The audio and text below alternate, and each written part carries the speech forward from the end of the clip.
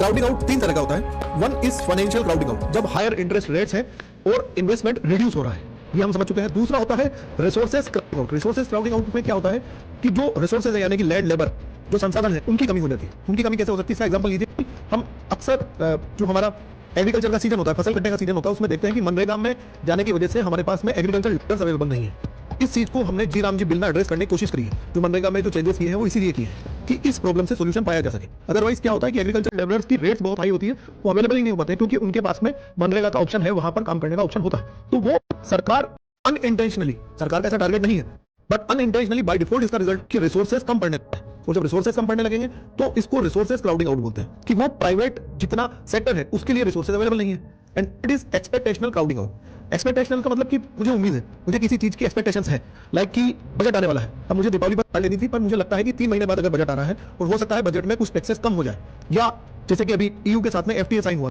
तो वहां पर यूरोपियन कंपनीज की कार्स पर जो टैक्सेस हमने रिड्यूस कर दिया है।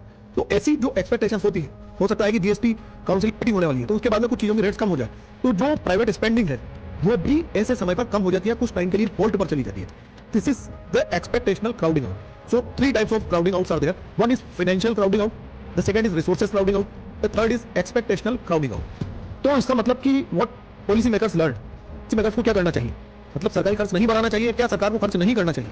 सो अगर देखा जाए इस फिनोमेना के अकॉर्डिंग, तो रिसेशन में एक माइल्ड रिसेशन अगर है, एक हल्की सी मंदी बनी हुई है, तो उस टाइम पर फिस्कल पॉलिसीज यानी कि राजकोषीय नीतियां हमेशा बेटर काम करती है।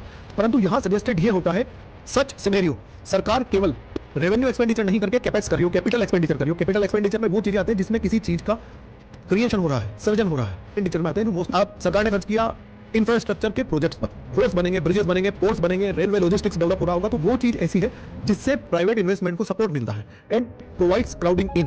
So let's see, you can understand, आप इस चीज को आप समझ पाएंगे कि सरकार का जो आगामी बजट है उसमें सरकार अगर कैपेक्स की बात कर रही है, कैपिटल एक्सपेंडिचर बढ़ाने की बात कर रही है, तो वो क्यों कर रही है।